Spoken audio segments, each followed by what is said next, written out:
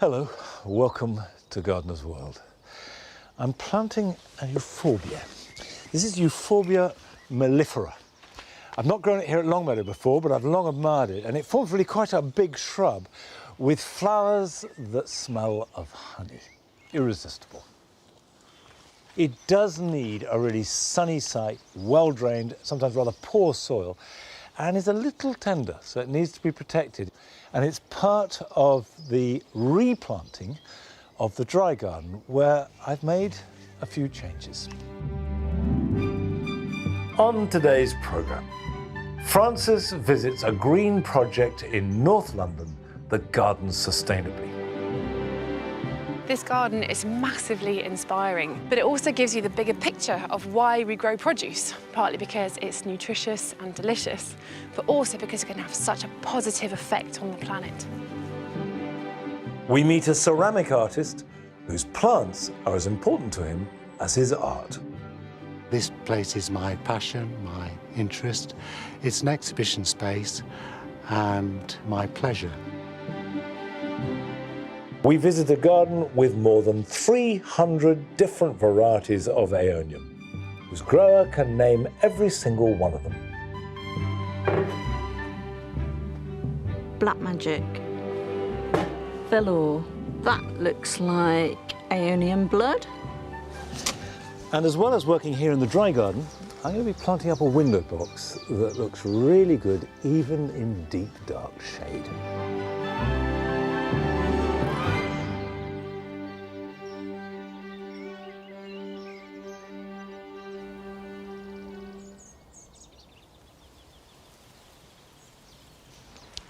That euphorbia is part of the revamping of the dry garden. We took most things out, left in plants like these fabulous Euphorbia caraceus, and we've got obviously tulips, a little bit of honesty, and this is the really big change, added stone. And the point about these stones is that they are the same stone as the walls of the building and the walls of the garden. So I want to make it feel as though this could be remnants of a building or wall that was here in some indeterminate past.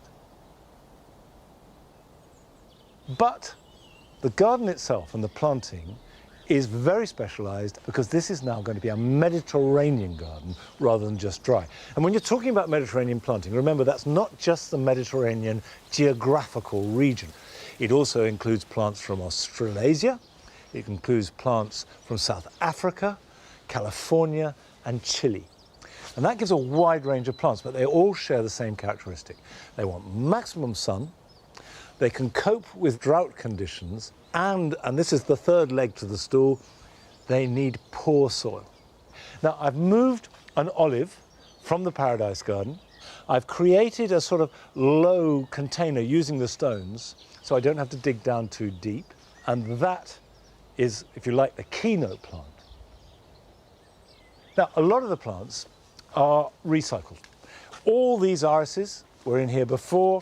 We've got sedums and a few small sages and rosemaries, and that's just the basis of it. So the starting point is going to be with these iris. I'm going to put these in the front here. For iris to flower well, they really must have a summer baking. Now, yesterday I added a lot of grit. You may not be able to see it, but you should be able to hear it. That is now really gritty. And because it's gritty, it'll drain. And if you've got heavy soil, it's really worth investing in some horticultural grit if you're going to grow bearded irises. Now, I have to say, I have no idea what variety any of these iris are. And the chances are some shade of blue, because the vast majority of what we bought are that. And when you do plant them, you want to be aware of how they grow. So this is the rhizome, and these are the roots. And the important thing is not to bury the rhizome. It's that that needs the summer baking. Then it will produce really good flowers. And as long as these roots are below the surface, it'll be completely happy. Simply make a slight trench and direct the rhizome at the sun, like that. So it's barely in the ground. The roots are just anchoring, and that will do fine. Now, there's no need to cut the leaves back. The time when you do that is after they've flowered, when you're moving them and you have really tall leaves, because if the wind catches them, they rock them and it rips them out the ground before they've had a chance to establish. Now, if I move the moss away, you can see what I've got is a really firm rhizome, and that's great, that's good. But as I move down, that's a bit squidgy. In fact, that's contributing absolutely nothing. So what I can do before I plant it is just cut it off. So if I get in there and just take that off like that, there we go, and that one can come off there.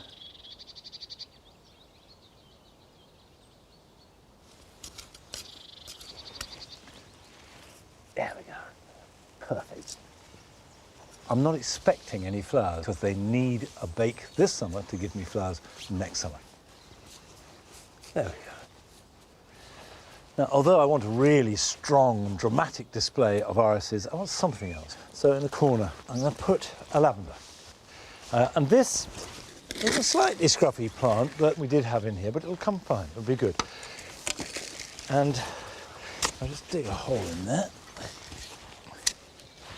Lavender, of course, is one of these archetypal Mediterranean plants, which we've had great problems growing here normally at Longmeadow, but in this position, I think it'll be absolutely fine. Hopefully this will regenerate sufficiently to look a little bit more happy than it does at the moment, but we might as well recycle it. That's good. Right, it's always good to make a start. Now, it's time to join Francis, who last summer went to London to visit a garden which not only produces fine food, but does so paying the greatest care and attention to looking after the environment. Tucked away in a corner of Highgate, North London, is Omved Gardens, a beautifully cultivated urban green space that feels like a wondrous secret garden. It's truly inspiring. The garden team here are passionate about plant research, trialling different useful plants and their cultivation methods, all for a growing population and sustainable future, and informing us gardeners about what we should be growing at home or on our allotments.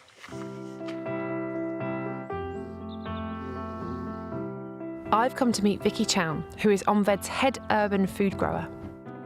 Vicky, this is clearly an amazing garden, but tell me what it's all about. Omved Gardens is a garden where we're creating a nice biodiverse green space in Zone 3 in North London, so a space where there's not necessarily a lot of green space, to create a kind of green path for things like bees and birds and butterflies to stop off, have a little drink, have a little recap and be on their way. And what do you have growing? Pumpkins, courgettes, garlic, onions, carrots, beetroot, lots of wildflowers, lots of big flowers like, sunflowers, which we harvest the seed from. So how do people get involved with this? We have something called the Seed Saving Network. And so we are creating a network of seed growers who we send seed to, they grow it, they send it back to us, and then we spread it out again. And the goal of that is to create seed and varieties of vegetable that are really, really abundant, nutritious, grow easily, and grow well in the climate that we have, and also hopefully adapt to a changing climate and a growing population. Last year we did something like 1,500. Really? From my living room, which was pretty cool. Wow. Yeah. And clearly, with your chicory, you're saving your own seeds as well. So yes, this is the first year we've grown chicory for seed saving, and it's a crop that's about, you do get beautifully big chicory leaves that look a bit like dandelion leaves, but this year we let it go to seed because we loved it so much.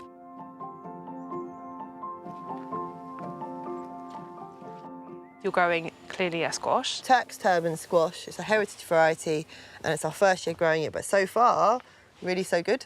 And we've got peas growing here. This is carlin. These are going over a bit now, so a bit yellow, but they fix nitrogen in the soil. We've got pumpkins, which are heavy feeders, but also give lovely ground cover to stop the evaporation. And then some edible flowers down here. This is Caribbean crush nasturtiums. Can I try one? Yes, of course you can. I love a nasturtium. And they're kind of good as a replacement for lettuce, aren't they? Because they grow all through the season, whereas lettuce, I mean, 2 months and then it's ready and then it's gone. Exactly. Whereas this, you can harvest it from young and it will just keep growing and growing all the way through the summer. So good. A bit like rocket, but more succulent almost. Also incredibly high in nutrients.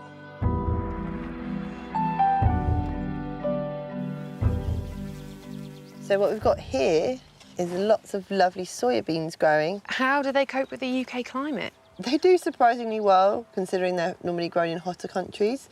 Last year we got an amazing crop, about 1 kilo of fresh shelled beans to about 2 square metres. And they're quite an important world food. I know that, you know, as far as human food, but also for animal feed. We can get a lot more benefit from eating soybeans directly than Right. from giving them to animals to eat, to then eat the meat.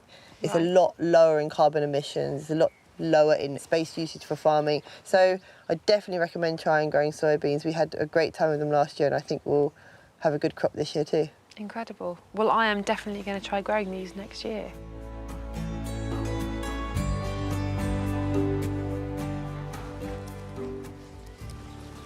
So what is our plan here, Vicky? So we're going to harvest some seeds Okay. from corn poppies to save seed from them for our seed saving network. Okay. We're just going to cut off the stems of the very, very dry poppy seed heads. They're quite teeny tiny. And then empty them into this jar. And are there lots of good uses for poppies? You can put them in bread, biscuits, cakes. I love a lemon drizzle with poppy seeds. So good. But also they make really, really good face scrubs. Oh, really? Because corn poppies are really tiny seeds compared to other poppies. And you can just add them to a face wash Like or an a clay. exfoliant? Exactly. And your whole wildflower area, which is beautiful, is actually also, for you, a really productive area, just as much as the vegetable garden. Each and every variety that we grow of wildflower in the beds here have been handpicked so that they all have a function. They attract beneficial pollinators, they are good for herbal medicine, good for herbal teas, they're edible, nitrogen fixing, birds can make their nest out of some of them. There's just a huge array of things that you can do with wildflowers. Just goes to show, doesn't it, that productive gardening can come in all different shapes and sizes.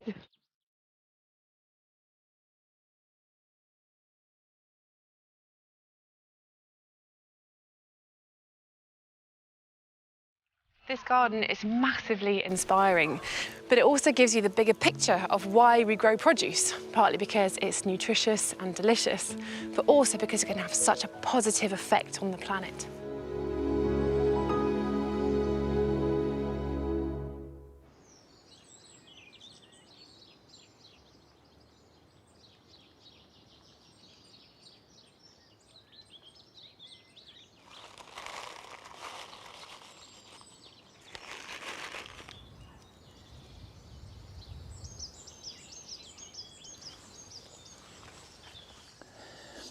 As you can see, I'm sowing some peas, which is an appropriate thing to do. Inspired by that visit to North London, and also today, you may not know, is Earth Day. And the idea is to make everybody aware of the importance of the environment. And if we expect the earth to look after us, which we do from food, then we have to look after it. Growing any veg in your garden is a very good idea. Now, this is a variety called Hurst Green Shaft, which is a tall, old-fashioned pea. But the important thing is choose your variety. There are lots of different varieties of peas, but I always grow them the same way. So that's in a very, very shallow trench. I put 3 across on this, but 2 will do. And you need to leave enough room between the rows so you can get at them. So I'll cover those over. Just gently like that. And these are a crop that don't like to be dry and they don't like to be too hot. So don't let them dry out. And if we have a really hot summer, well, that's not good for peas, but chance would be a fine thing.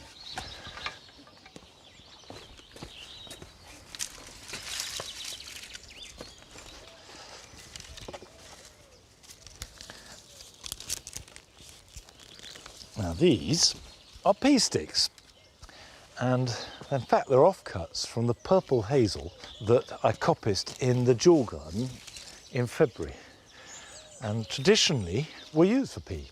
hence being called pea sticks. Peas do need a support, something to cling to, and because they're all twiggy and you put them in at a slight angle so they support each other, that is absolutely ideal, and I think looks great. It's something that I've done all my life. But of course, if you haven't got pea sticks, then you can use chicken wire, anything that they can cling to. I've even seen string strung up at random, which has worked fairly well. Just remember that whatever support you have, just make sure that it's tall enough and will take the full growth of the peas. Okay, let's visit one of your gardens, and a couple who, to my mind, have discovered the magical secret of a good garden.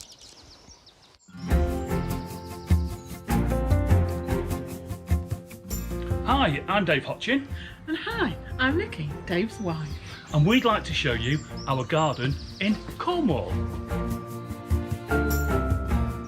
So at the moment, a lot of what we're doing is just preparing things for hopefully some nice weather. I'd like to start by showing you the most favourite corner of my garden, the compost bin. And just look at the quality of the stuff. Oh. You can see Mr. Worm there doing his little bit, and oh, it just smells so earthy.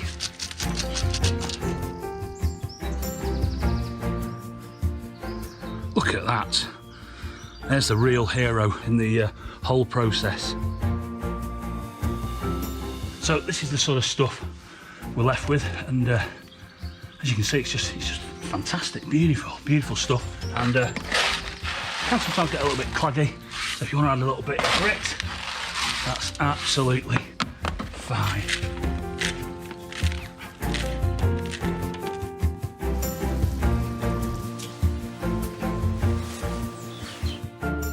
So, thank you for coming into our garden. We've had a really lovely time.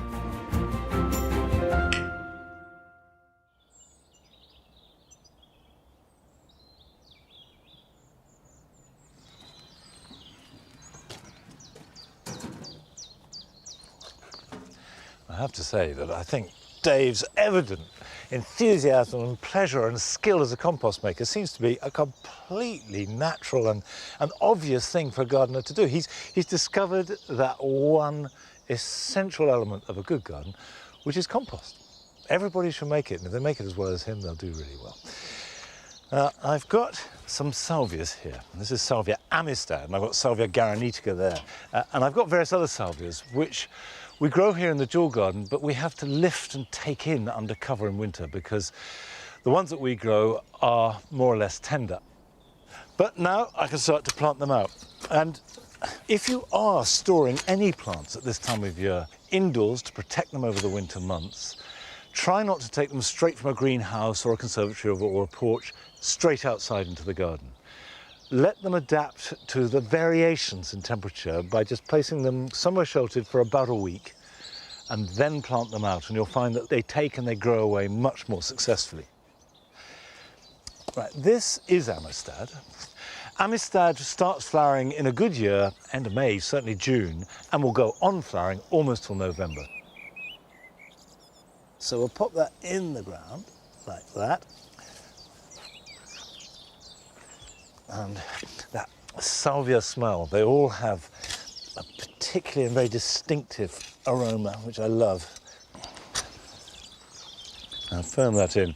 And I will cut this back now, because by cutting back, you will encourage side shoots and more vigorous growth, and that will carry the flowers. Now that will be fine, and I'd expect that to start flowering around about the beginning of June. Now, Gordon Cook is a potter. He's also a passionate gardener, and last summer he showed us around his garden. There are some similarities between being a ceramicist and a gardener. Putting a pot in the kiln is similar to putting a seed in the ground. It's a slow process. It takes time to develop the ideas, and you're waiting for the moment when you can reveal. This is my garden in South Manchester, where I've lived for 35 years. This place is my passion, my interest. It's an exhibition space and my pleasure. Well, garden design is about vistas and it's about arrival point. It's about slowing action, the action of the person walking through the space. And if you lower the area, it immediately increases the sense of enclosure. So it makes a semi-arrival place. And then the eye is drawn forward through a vista to various areas of the garden. The garden's full of focal points, the most dramatic of which is this obelisk, which is meant to pull you through the space. The plants in a garden obviously are random and loose, and by their nature, floppy. So it's good to have something that's stable.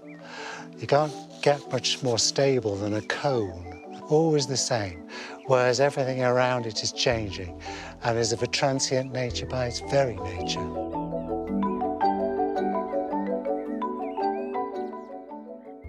Sometimes if you can screen off an area so that the sense of anticipation and surprise is elevated to encourage you through the space and to a new secret area.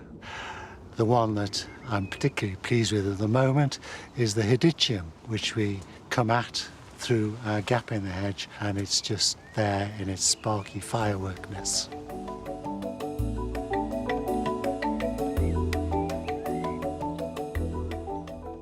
This is my situtary. We made it to face the setting sun, and we first formed an arch out of plywood onto which we placed lots of recycled pieces, gifts, bits of pebble mosaics which I'd made. We had pockets of different planting spaces above, different depths of soil which pleased different plants. It's quite a hostile place for plants. On the very top there's only this depth of soil, and this Cotula hispida is a really pleasing plant to see at eye level. So the deeper soils to the side allows me to grow even large shrubs and even small trees there. I feel enveloped in the space, surrounded by the arms that come round, and just hopeful that it's not going to fall down on me. It's been 30 years, so I think it's pretty safe now. I like to recycle and reuse wherever I can. This screen was made more recently and reuses bamboo canes from the garden, plastic tubes that were going to be thrown out, all cut to 100mm lengths and stacked up within this stout framework. It does actually sink from time to time, and I have to top it up because these are rotting very gently.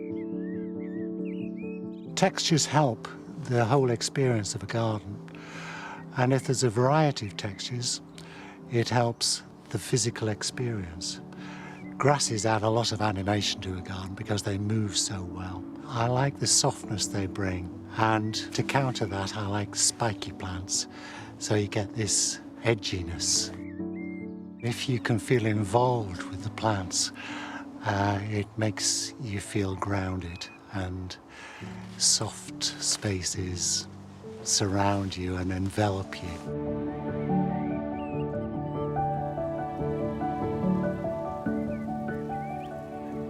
This garden is a combination of the things that have interested me through my life, of my horticultural experience, my design, education. It's a play area, really. It's a thing where all these things I can experiment with. And I can recycle things, I can manipulate space in the way that pleases me. And if it pleases other people, well, that's just great too.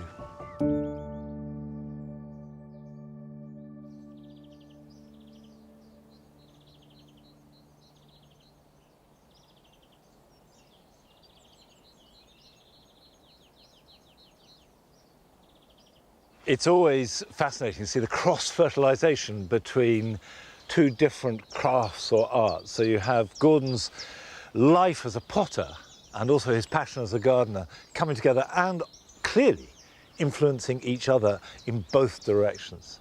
And I do so agree with him about vistas, actually in cones too. Longmeadow is built around 3 long vistas, and cones have sort of rather not forced their way into the garden, but they've worked their way into the garden. For example, these box cones, which I planted about 20 years ago, started life as box balls, and I wanted them to be box balls.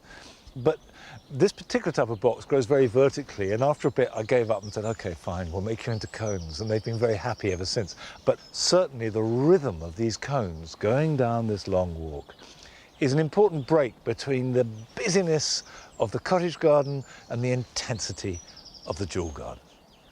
Now, still to come on today's programme. Adam goes back to basics with a masterclass in starting a garden from scratch. It does amaze me the amount of times people take on a garden and they don't test the soil. Hey, this soil is the answer to you having a great garden. And we meet a gardener with a collection of more than 1,000 aeoniums. A friend once said to me, I don't know what you see in those plants, they don't do anything. Well, they may look a little bit Dinosaurus plodicus, but they really are true chameleons. Over the space of a year, they change shape, colour, form. There is always something going on with them. Come on.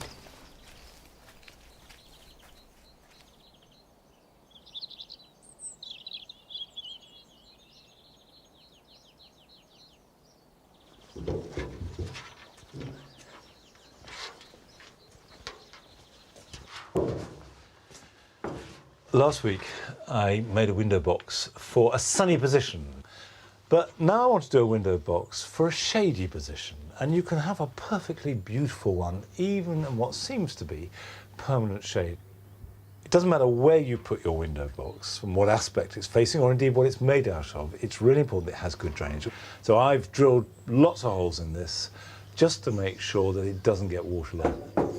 I will make sure they don't get blocked up by the compost by putting stones over the top of them.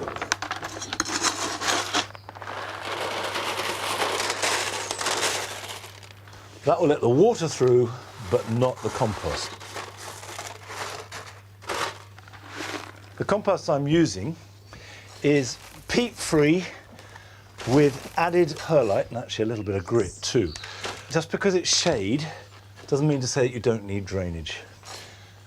So I'm going to put that about half full, like that, and spread it out. And I'm starting with this. This is Lily of the Valley.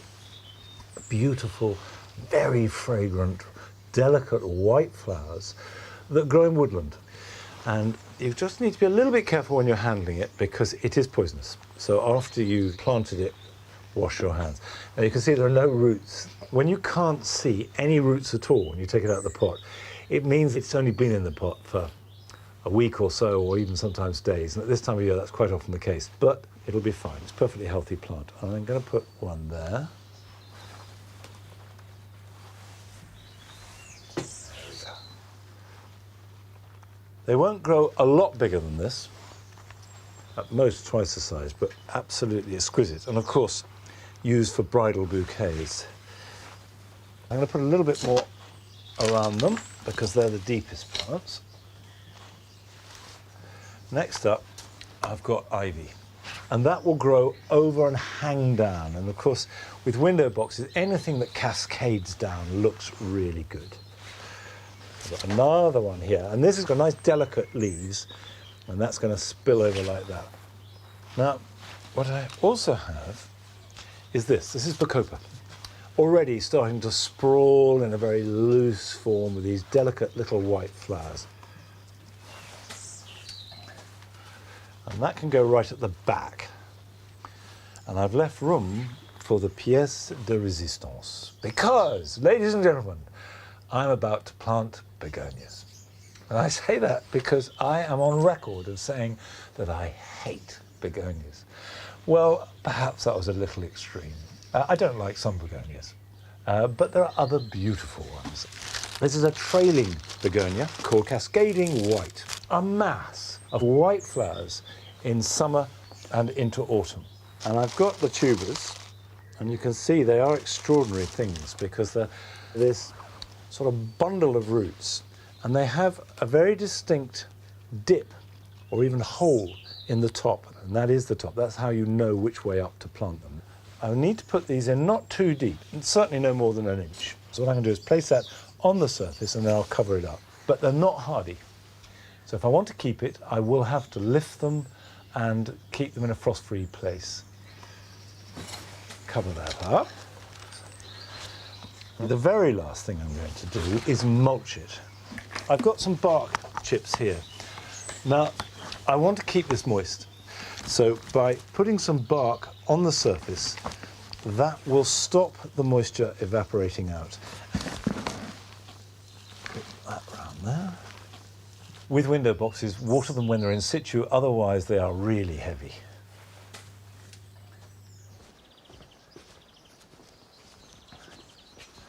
Now, I'm going to pop this here next to the one I did last week. I will find suitable homes for both of these. I'll tell you what I must do is wash my hands because I've been touching Lily of the Valley.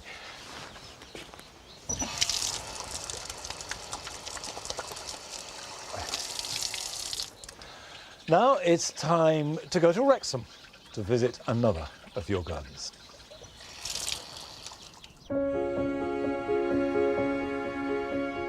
Hi there, I'm Katie, And I'm Chris. and this is our garden in North Wales. So we got the garden a few years ago, but it was only last year that we decided to make the most of it and take up all the concrete paving slabs that covered the entire space. We both work in conservation, so it was really important to us to make the garden as wildlife friendly as possible. When we moved in 3 years ago, it was completely covered over in concrete slabs. So we spent a long time removing the concrete slabs and putting in flower beds and this wonderful wildlife pond in the middle. And we're really pleased this year to have 2 frogs move in. We've planted a lot of native plants, such as this purple loosestrife and the fleabane at the back, because we wanted to attract in as many native insects as possible. We also try to use recycled and reused materials wherever possible, such as these bricks and slabs. This is our mini green roof. It's full of lots of herbs and alpine flowers, and we only planted it recently, so everything is still settling in a little bit. But we created this because previously we walked into the garden, we walked past our bins, so now instead we have this wonderful flower bed, and we made the whole thing out of recycled pallets. So this is our front garden, but in the middle we have this wonderful wildflower meadow. One of the reasons why we planted this wildflower meadow was because this used to be a parking space, but we thought we'd much rather have wildflowers rather than concrete. And although we seem to already have filled our small garden, there's always space for more, so the next thing for us is to plant these little guys. Bye. Thanks very much. Bye.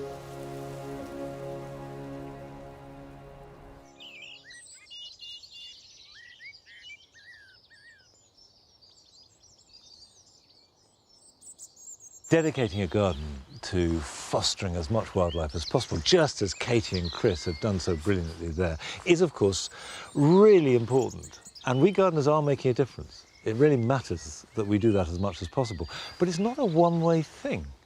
You get so much back. And I realise that birdsong in this garden is just as important as actually any of the planting. Just sitting and being surrounded by this rich music of birdsong never fails to delight.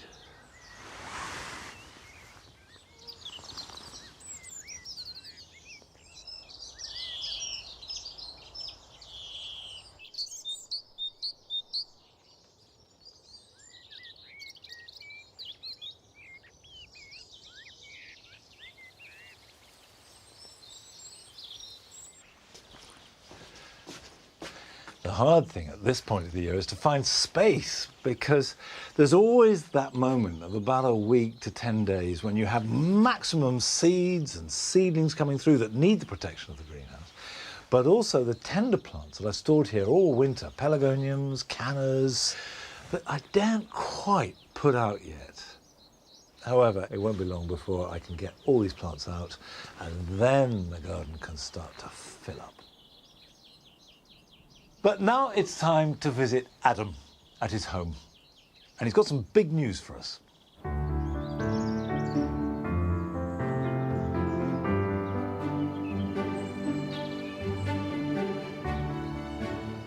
Like so many of us, over the last couple of years, I had time just to stop and think. Probably in reality, first time since I was about 16 years old, and realised that my life was slightly chaotic. So as a family, we've decided just to scale back so I can spend more time with them. But it does mean I've got a smaller garden. But I don't think that's a bad thing. And what I want to do today is share it with you.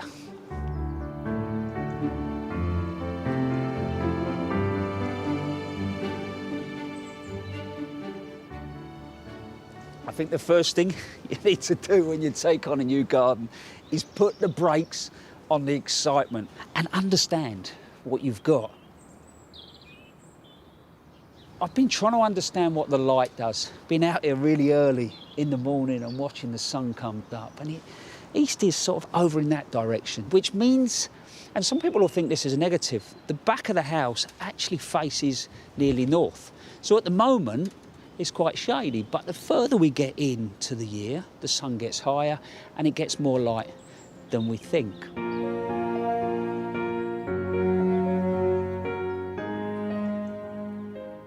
The second thing I want to get my head round has been the soil. And I've already tested it. It does amaze me the amount of times people take on a garden and they don't test the soil. Hey, this soil is the answer to you having a great garden. I don't know if you can see that. It's a simple little kit from the garden centre. It's the darkest green, which straight away tells you the pH of that soil is very alkaline. I'm not one that will try and grow rhododendrons, you know, and things like that in this soil. I just won't. I will pick plants that I know are going to be happy. And if they're happy, you know, they sit well. After you've tested it like that, get your hands in. And straight away I can feel a little bit of silt, clay. There's some grit in there and there's some sand. You know, there'll be some life in here. So what I'll start to do is mulch and add more goodness to it. So normally I wouldn't do any planting, but I have here. The reason being is we're overlooked by a couple of houses. I don't want to put in big evergreens because that will start to make me feel enclosed. I think when you're thinking about designing your garden, you shouldn't stop at that. You should look at the gardens around you. And it might not be, you know, negative that you're overlooked. There'll be some positives. So here the positive is those big, lovely trees that sit in the distance there. So by me putting in some amelanchias and a couple of corners, you can see those trees really come into the space.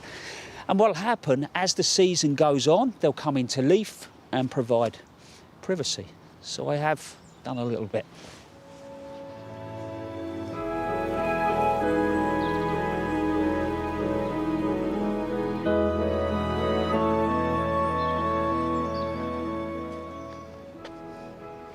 And we're now at the top of the garden. So this is a sort of upper terrace. You get a completely different perspective looking down over the space.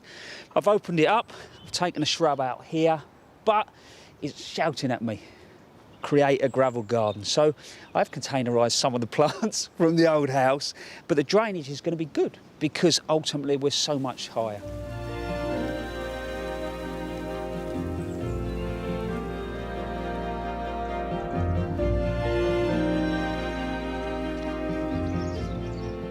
Look at my greenhouse. We used to move from somewhere slightly bigger and you downsize. You don't realise quite how many pots you've got. What I am doing is trying to get a little bit ahead with the veggies. So here, I'm just going to put some squashes in pots. So this is actually called Butter Baby. Quite a compact squash, about the size of my hand. So I made holes about 3 centimetres deep.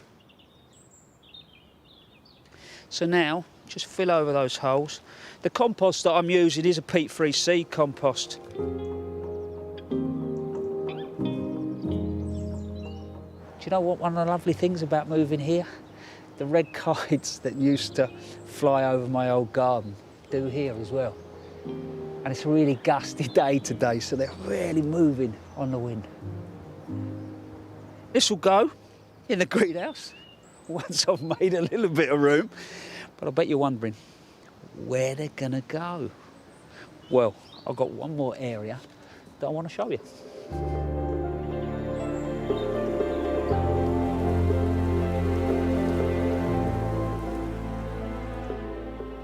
There we go. This is my front garden. And interestingly, I've come around here and feel slightly more exposed. We're on a road, so you've got that noise. So what I've decided to do here is make it into a veg garden. So yeah, I'm going to spend an awful lot of time in here growing for the family. And I know you've got to use your imagination because it is a little like a building site at the moment. These timber edges are going to sit all the way around this large veg bed. But what's lovely here, I said to you, around the other side, the sun comes up over there and disappears at the moment, 4 or 5 o'clock in the afternoon. So this really gets warm. So the fruit and the veggies are going to love it. To improve the soil here, I'm using a single dig technique. So single digging is a trenching system. You dig a trench, which is a spade's depth. Once you've done that, I put about 50 to 100 mil of well-rotted manure in there. I then turn that back on, but I only do it once. All I'll do is put my mulching on every single year, and I will use well-rotted manure, and I apply that right across the garden.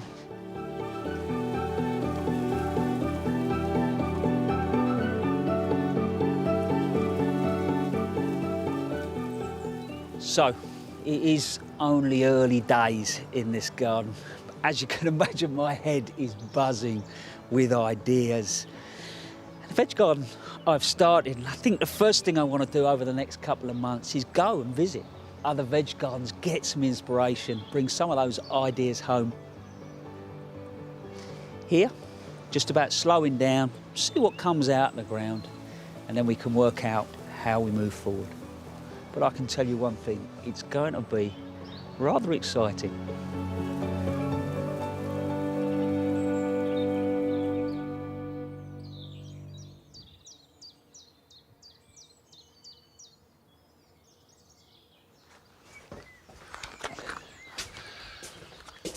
Well, like all of us, I can't wait to see Adam's new project as it develops, and we will be following it.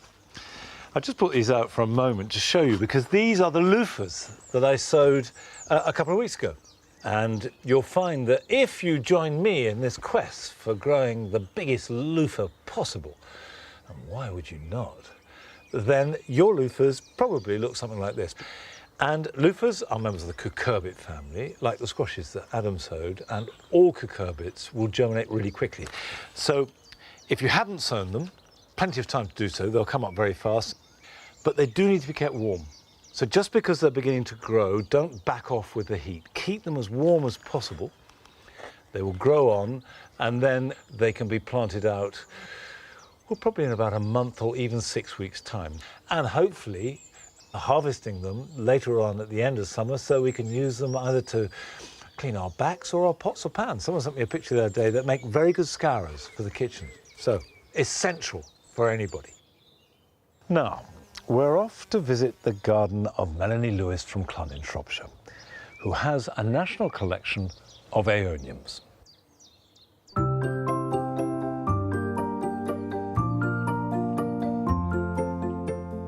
In the 1980s, a friend found one on a compost heap, and so I was presented with this plant and I didn't know what it was. And it took several trips to the library to find out that it was in actual fact an aeonium. And that's where the story started. Now, a friend once said to me, "Don't know what you see in those plants, they don't do anything." Well, they may look a little bit Dinosaurus plodicus, but I can assure you they really are true chameleons. Over the space of a year, they change shape, colour, form. There is always something going on with them. I just think that they are complete and utter characters, and I just think they're absolutely beautiful. Most aeoniums have these wonderful cilia or trichomes that appear around each leaf.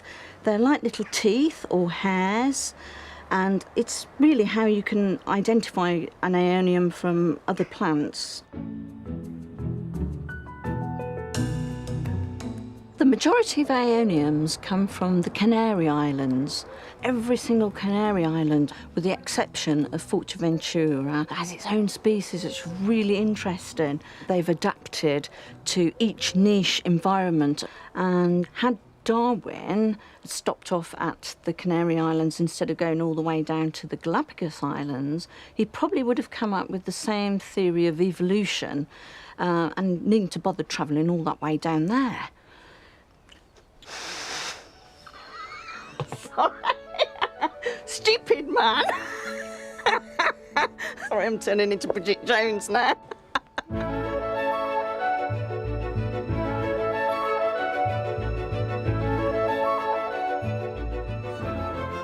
They really like to be out all summer long, but you really do need to watch the weather. So as soon as the frosts are over, I start bringing them out. I've got a huge amount of plants, and each plant has to be checked and looked over. I have to make sure that they haven't got any pests or diseases, and that takes me about a month. Come autumn and there's a threat of frost again, back into the conservatory they go. I've got 2 greenhouses, a porch, and anywhere else I can shoehorn them in. How many aeoniums have you got? Ooh, probably about 300 different varieties and about 1,000 plants. Can you name them all? I think so. Black Magic. Velour. That looks like Aeonium Blood. Gordonii. Now, this is one of my favourites. This is what we call an arboreum. So this is like a little tree, and it has many rosettes on little arms. And when this flowers, its flower will come out of the rosette. And once that has flowered, that particular branch will then die. Here we have an aeonium which is just about to go into flower. You can see this was once the rosette down here, but out from the middle of the rosette has come this flowering spike, what we call an inflorescence. And it's absolutely covered in these little tight buds at the moment, which will open out into a little star-shaped flower.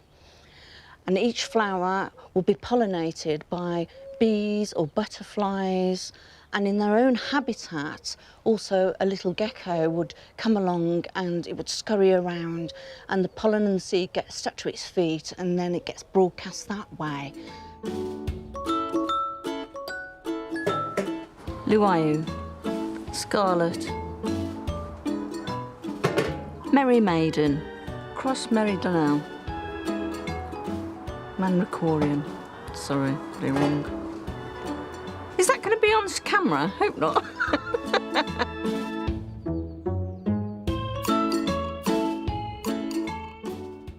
Aeoniums can be really easy to grow as long as you follow a few basic rules. They need to be really free draining. What they really hate is being sat in a dish full of water. That will just kill them, it will rot them off. I always grow them in a terracotta pot and put some stones in the bottom of the pot, and then I use about 50% grit, 50% peat-free compost. You can leave them pretty much dry over most of the winter, but come February, March, I start to water them again, give them a little bit of diluted feed, and they'll start growing and producing these beautiful colours. The best time to propagate aeoniums would be around February, March, April time, when they're in their growing season. So here we have a really old plant. It's basically had its day. It's got leggy, it's only got rosettes on the end, so really speaking, we need to propagate it. What we'll do is we'll cut off here a rosette with a nice piece of stalk, about 10 centimetres long, put that to one side and let the wound callus over, like this one. This is one I cut off about a week ago. The wound is now nice and dry, it's not oozing at all, so we can now put that into a nice dry, completely dry, gritty mix. And what you do, you just pop it in, and then you just leave it. Leave it for about a month. By then, it should have formed some roots. I can now pop that up and start watering it, and it'll start growing away. If you're just wanting to start out with aeoniums, I recommend growing Aeonium velour. A little bit more easier than some of the others, which grows into a nice sort of pyramid Christmas tree shape. It's really quite an easy aeonium to get you started.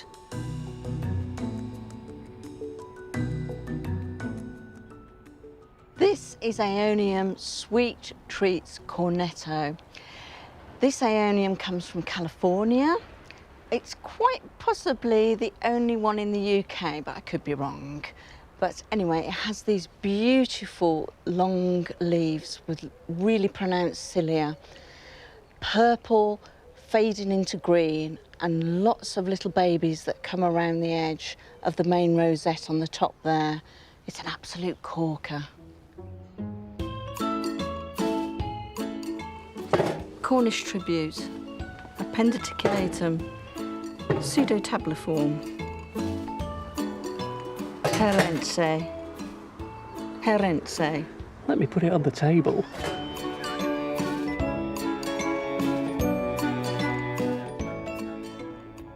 Well, this is my absolute all-time favourite aeonium. It's Aeonium arboreum albovariegatum, and I think she's an absolute beauty.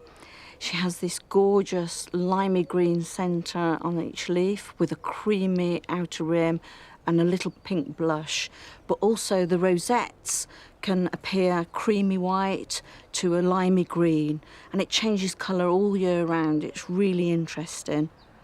When I think back to my friend passing me the aeonium, I am just absolutely delighted and filled with joy that he did so, because it has taken me down avenues, roads, lanes that I never thought I would go down. And I don't want to ever stop plant hunting and searching for my beloved plants.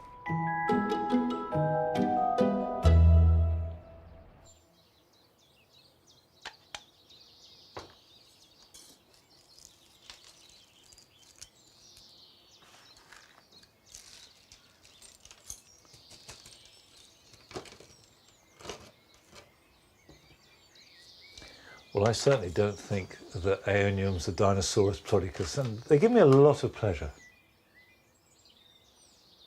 I'm actually repotting, not aeoniums, but a similar succulent. These are echeveras, and they come from the other side of the world, whereas aeoniums come from the Canary Islands. These come from the deserts of southern USA and Central America. But they're succulents, and they behave in much the same way. They like really good drainage. Got a mix here that is 50% grit at least. Now, these are desert plants, so the quickest way to harm them, just like aeoniums, is overwatering. If in doubt, just simply don't water, because they don't feed off water from the roots. They take up water from the roots, store it in the leaves, and then draw upon it as they need it. So as long as the leaves are not drooping and are pumped up and fleshy, then they've got all the water they need, even if the soil is absolutely bone dry. Now, these are not hardy, so they do need protection against frost and too much rain. So I'll put these out maybe in a week's time, maybe 2 weeks, depending on the weather. And then they can stay out all summer and come back into here round about to the middle to the end of October. So that can go there. And we've got one more. Well, this big one, I'll see if I can salvage this. How about that? Well, that's going to sit like this.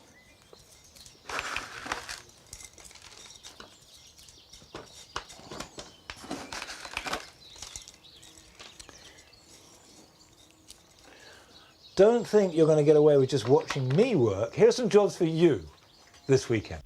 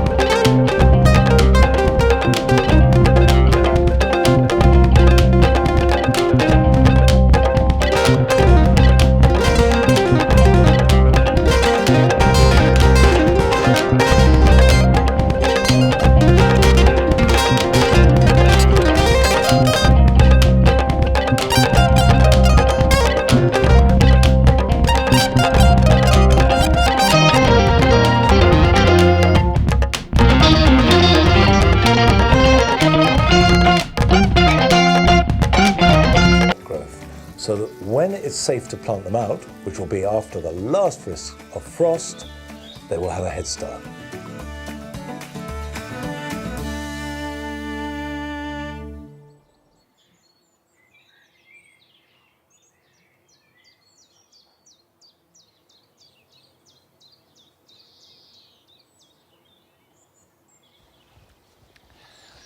I think the tulips here in the orchard are probably at their best.